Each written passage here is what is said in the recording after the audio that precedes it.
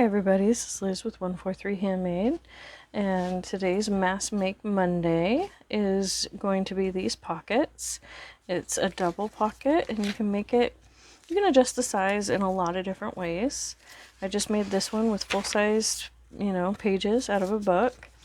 You could use scrapbook paper for this. You can use, really any paper that you have that you have 3 sheets of. That's the key, is that you do want 3 sheets that match size-wise. They don't need to match what's on them, but they need to match size-wise. And then obviously you want your finished product to fit in, whatever journal you're going to be using it in.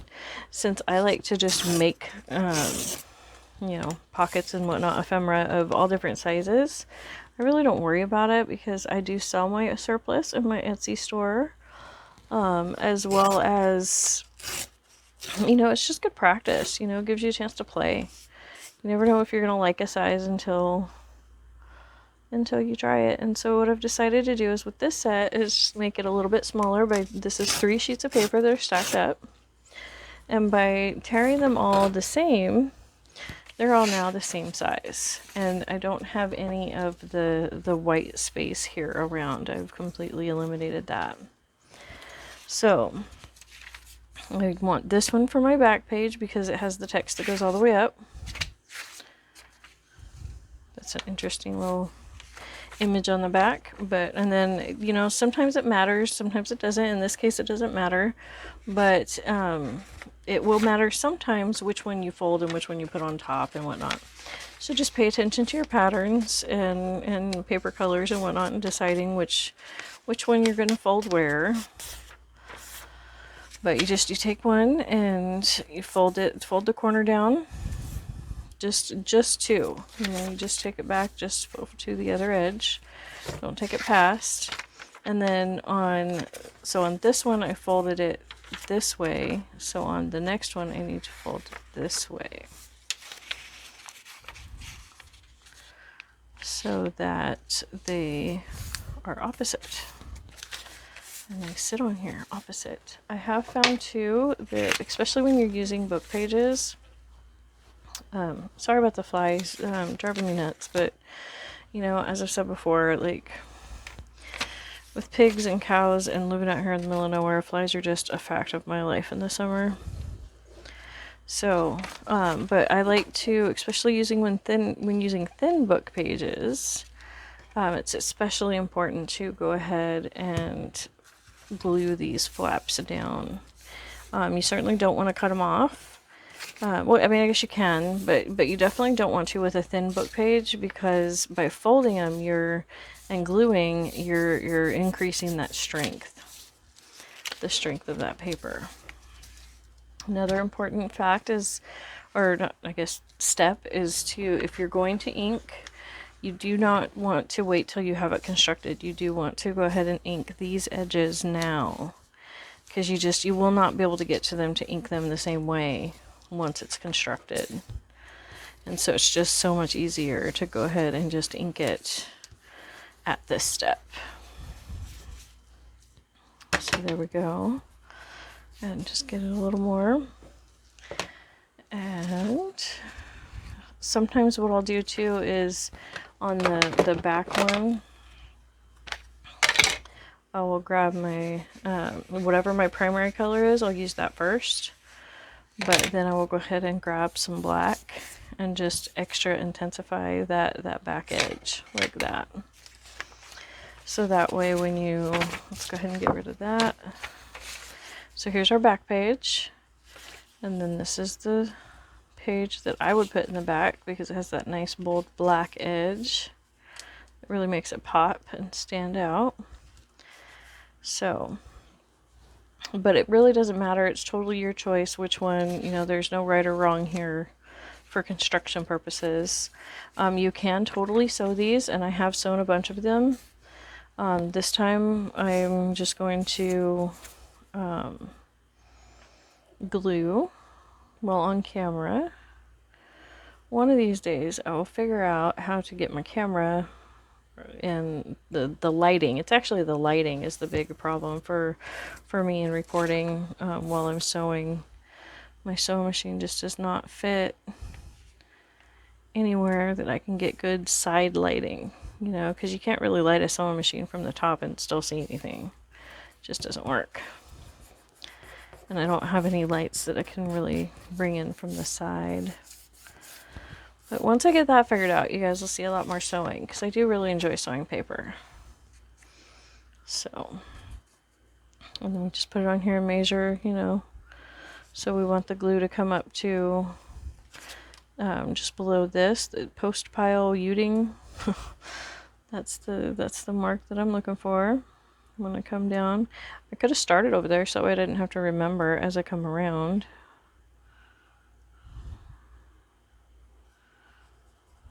Just make sure I got that corner real good. There we go. And just plop this one on top. And give it a second to, you know, get attached, to glue it up. Bring back in our mat here, our inking mat. And see how it just comes together when you start inking around the edges. It just suddenly becomes a wow, that's something, instead of just some pieces. But I don't like to bother to ink the outside edges until I know which one's going to be on top and all of that. I like to just wait until this stage. And then sometimes I'll go ahead and add, just to visually kind of balance it, add just a touch of the black in the opposite corner. So like if this had been, if I had used black on this one and it was underneath, I would then be inking, adding the black to the opposite corner.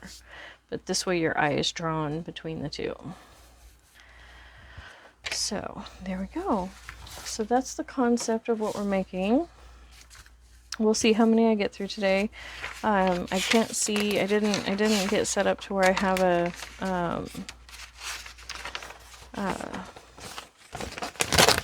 clock or anything where I can see the time, unfortunately. So I'm just gonna wing it, you know, and we'll get as far as we get, and I'll edit as much as I have to. So let's see, I'm actually going to just flip it over so that way this edge is up so I can see what I'm tearing. Get it turned to the side, get them all lined up. And there we go. Tear away. And this way too, you can use book pages from different books. These happen to all be from the same book, but since you're going to tear it down anyways and make it be the same size with the tearing, it really doesn't matter if they start out as the same size or not. So if you have multiple book pages that you know are similar enough and you want to go ahead and use them, but they just, you know, they're different sizes, you just pick a corner to line up and then do it the same way. So go ahead and we just take one, fold it the one direction, and then we take another and fold it the other direction. Like so. And then we take our glue and dab them closed.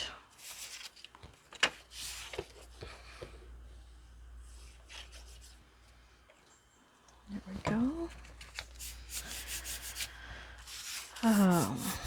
So let's see what else has been going on here. Not a lot, you know, with the hubby down. It's, you know, been pretty mellow. We've just been taking care of him. We don't, let's see, do I want to ink this one or not? No, we're going to leave this one not inked so you can see how it looks. Not inked. And you can in fact just do the full U on the back page, because even though your first page is not going to cover all of it, in the end both pages, you know, between the two, it will cover all of it. It will use all of that glue. So another way to glue would be to just glue on here. Don't know if you guys can see that well. I didn't get framed up very nicely. Wasn't good of me. Out of practice, you know. Had to take a couple of weeks off of recording to take care of the hubby, and so got to get back in the swing of things. I must have laid that on the edge of my ink pad and touched the edge of my ink pad with my fingers. Some of the pitfalls of leaving the ink pads out where you can get to them and use them, you know? You stick your fingers in them. So, there we go. And I may not have inked it up beforehand, but I am, since I did, you know, get that black smooched spot on it, I'm going to go ahead and give it a little black reinforcement around the edges, a little color. I work on coffee stained papers a lot, so having this blackened edge, it helps add to the grunge level, but it also helps it pop from the already creamy paper. So there we go. That's 3 that we've completed. Well, 2 on camera, 1 that I completed just before to give you an example. Okay. Got 2 sheets there. Let's see, those are just so cute illustrations. I don't want to use those pages. Okay, this page is not illustrated, so as you can see, these are not from the same book. You know, they're quite different. And so what I'm going to do is decide which size I want it, which text block I'm going to use as my guide, or if I'm just going to kind of shrink it and not worry about getting all of the white gone, because these pages are not exactly the same.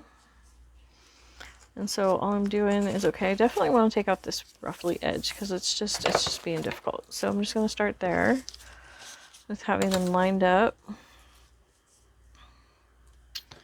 roughly. And we will tear off this. This is the binding edge, and it had some glue left on it from when I took it apart. So there we go. And some people would be, you know, ripping all of that off and whatnot. I'm not worried about it. Not for this project. It depends on what project I'm using the paper for, how picky I am about that kind of thing. So I think on this project that ruffle works just fine. So I am in fact going to just leave it and see. I'm being careful. Keep this edge that I already tore lined up. Now I'm going to keep that edge that I already tore lined up. But I am going to go ahead and space it out and not take off all of that white. And I'm just looking to line it up with that straight edge. And then tear that off. And then again turn it. And you know what? That's actually a good height. I'm just going to leave, well, let's see, can I leave the bottoms? Is it of a size? Yeah, it is. Okay, cool. So, let's see. I think I am going to use this one as the back page. And so I'm just going to take this one, fold it down this way, which means that I take this one and fold it down the opposite way. There we go.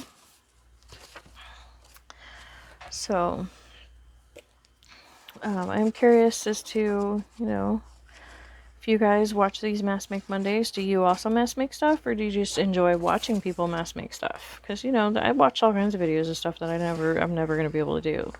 Especially like concrete mason work. Oh my gosh, it's so beautiful. Pottery, you know, all kinds of stuff. I've actually been watching this this show. It's the great what was it? Something about a pottery throwdown. Can't remember the full name of it, but it's fabulous. It's kind of like the Great British Bake Off, only it's pottery instead of cooking, and they do all kinds of just amazing things. And I really need to move this because I keep smooching on my stuff. So let's see if we want that one on top. No, we're gonna go ahead and put this one on the bottom because of that black spot. Like so. Okay, but I'm going to bring back in my ink mat and I'm going to ink them up in brown. And, you know, obviously this is one of those things that you can really customize the color to, you know, whatever particular project you're working on at the time. I tend to, when I'm doing the mass makes, I tend to stick with neutral colors unless, like, I'm about to do, sometimes I'll do several journals within a particular colorway, like a pinks and purples.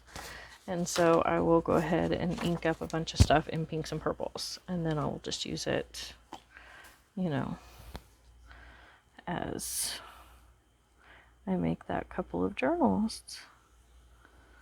But on these, that will most likely just end up in my Etsy shop as surplus. I don't worry about the color.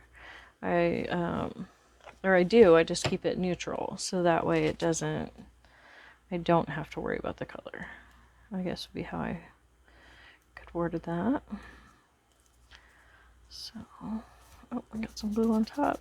Yeah, get it, scrub it away. Okay, there we go. Handled.